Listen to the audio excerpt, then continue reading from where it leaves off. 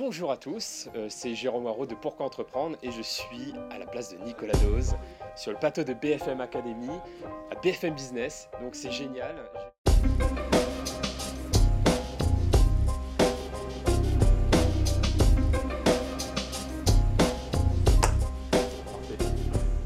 Donc bonjour Victor. Bonjour Jérôme. Merci beaucoup d'avoir pris le temps de répondre à mes questions après ton intervention pour la BFM Academy. Donc tu as participé aujourd'hui pour défendre ton entreprise. C'est ça. Est-ce que tu peux la présenter, la représenter rapidement et aussi quel est ton parcours dans cette aventure entrepreneuriale? D'accord. Alors, moi, donc, j'ai cofondé Carpe Diez, qui est la première école de musique par visioconférence. On propose en fait à tous les musiciens amateurs de musique de prendre en fait des programmes d'apprentissage de 4 semaines autour d'une chanson qui les intéresse. Et on va leur proposer donc au cours de ces 4 semaines des cours en direct par visioconférence avec l'un de nos professeurs et l'accès à un espace personnel sur lequel ils retrouvent des vidéos et des partitions proposées par les professeurs en vue de l'apprentissage de leurs chansons. C'est du e-learning. C'est effectivement une forme de e-learning, mais en fait on a un gros volet donc interactif en direct, c'est-à-dire que c'est par webcam interposée que les cours ont lieu, donc on a un vrai échange entre élèves et professeurs. Ouais, on n'achète pas une série de vidéos qu'on télécharge et qu'on suit. Il y a le coaching aussi en disant là je te conseille de tenir ta guitare comme ça. Exactement. En fait c'est simplement lié au constat de la vidéo apporte une flexibilité qui est très intéressante. Malgré tout, c'est plutôt adapté à des autodidactes parce qu'on a toujours le moment où on n'arrive pas à reproduire ce que la personne fait dans sa vidéo. Et donc là, Carpe Diez propose la flexibilité du web puisqu'on a des cours jusqu'à 22h et un vrai échange avec le professeur qui saura cibler vos attentes à vous.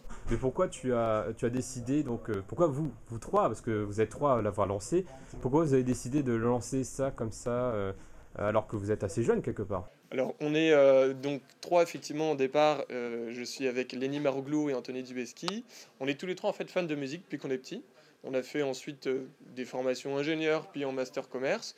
Moi, j'ai fait du piano, eux deux, on fait de la guitare. Et on s'est rencontrés en fait autour de notre passion pour la musique, puisque on faisait des buffs, en gros, voilà, on jouait ensemble sur des petits thèmes. Et on s'est dit on allait apprendre quelques chansons ensemble. On s'est rendu compte que c'était compliqué, avec nos emplois du temps assez chargés, de trouver un professeur et qu'avec des vidéos, on stagnait. Donc en fait, on a été face au problème et on s'est dit qu'on n'était sûrement pas les seuls à y être confrontés. Et donc on a commencé à concevoir Carpe Diez.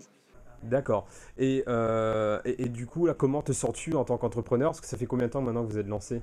Alors, l'idée a germé en février 2012. On a lancé en bêta donc la société en janvier. Ouais. Et puis donc lancement commercial officiel là mi-septembre. Donc on va dire que ça fait 1 an et demi que donc je travaille sur Carpe Diez. Comment je me sens? Très, très confiant, très optimiste, très enthousiaste, Mais le encore fait plein d'énergie et de passion. voilà, le fait d'entreprendre, est-ce que tu penses que ça change ta vie? Est-ce que le fait d'avoir goûté à l'entrepreneuriat, du coup tu te dis non, je pourrais jamais reprendre un boulot salarié. C'est vrai que c'est difficile, disons que petit à petit, quelque part, on prend aussi ses habitudes. Non, ce qui est très intéressant dans l'entrepreneuriat, c'est on est, on est guidé par sa passion parce qu'a priori, on entreprend parce qu'on est passionné. Et donc, on est vraiment dans un univers qui nous plaît à tous les trois. On a une équipe à la fois complémentaire et on s'entend très bien. Et c'est c'est un bonheur tous les matins de venir travailler. Et effectivement, la liberté, la responsabilité qu'incombe au fait d'être entrepreneur, c'est quelque chose que, à mon avis, j'aurais du mal à laisser de côté si jamais demain, dans ma carrière, je devais choisir une autre voie. Et surtout, c'est une école aussi. Quand on entreprend, on apprend aussi énormément et rapidement sur le tas, comme pour la BFM Academy. Et qu'est-ce que tu as pu retenir de cette expérience-là à chaud, parce que ça vient de se produire là? Alors c'est très intéressant comme étape, quelque part. C'est la mise en avant, la visibilité, la médiatisation d'une start-up, c'est primordial, c'est ce qui est plus important, se faire connaître. Donc c'est une grande chance et un grand plaisir pour nous d'avoir été sélectionnés sur ce plateau. Donc on attend donc une visibilité, faire connaître un peu notre offre et ça nous apprend, enfin moi personnellement bien sûr, à gérer le stress, gérer éventuellement le discours. Je pense qu'on apprend peut-être même autant sur la préparation finalement de l'émission que sur le déroulé de l'émission en tant que telle, même si donc il y a un après qui est essayer de mobiliser suffisamment des internautes pour nous soutenir. Voilà, on doit retenir 3 étapes de l'expérience BFM Academy. C'est la préparation, lorsqu'on remplit le dossier, encore donc poser des questions sur son projet, sur soi.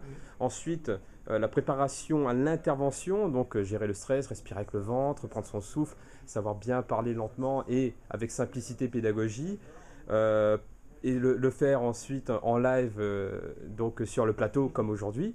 Et après, comme tu as dit, faire de la communication, parce que en fait, le principe de BFM Academy, c'est de faire voter les internautes pour que vous passiez l'étape d'après. Exactement. Donc on est sur, c'est quelque chose d'assez démocratique et en même temps qui joue pas mal sur les réseaux. C'est voir si faut réussir à mobiliser les gens qui nous connaissent, qui nous côtoient, pour qu'ils parlent de nous. Donc quelque part, finalement, c'est comme un coup de pouce pour générer de la recommandation, du bouche à oreille, à partir de son cercle proche, même si on est bien sûr aidé par des auditeurs qu'on ne connaît pas forcément ou des téléspectateurs qui ont accroché au concept. Donc c'est maintenant tout l'enjeu. Et effectivement, en tout cas, c'est une belle étape de fête aujourd'hui. Bon, en espérant que cette interview contribuera à la réussite. Merci, j'espère Et aussi. est-ce que pour conclure cette interview, tu aurais un conseil à partager avec ceux qui nous écoutent? Alors, pour ceux qui souhaitent entreprendre, je dirais que l'une de nos plus grandes forces à nous, je pense que c'est l'équipe qui est à l'origine de Carpe Diez. Donc, je dirais bien sûr de faire ça avec, pour ceux qui veulent se lancer, d'y aller avec des gens en qui ils ont confiance mutuelle, et puis complémentarité.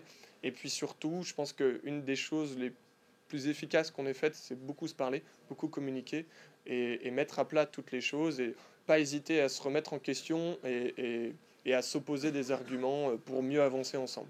D'accord, donc bien s'entourer, bien communiquer, se remettre en question de manière constructive et avancer. Exactement. Merci beaucoup Victor, Merci Jérôme. à bientôt. À bientôt.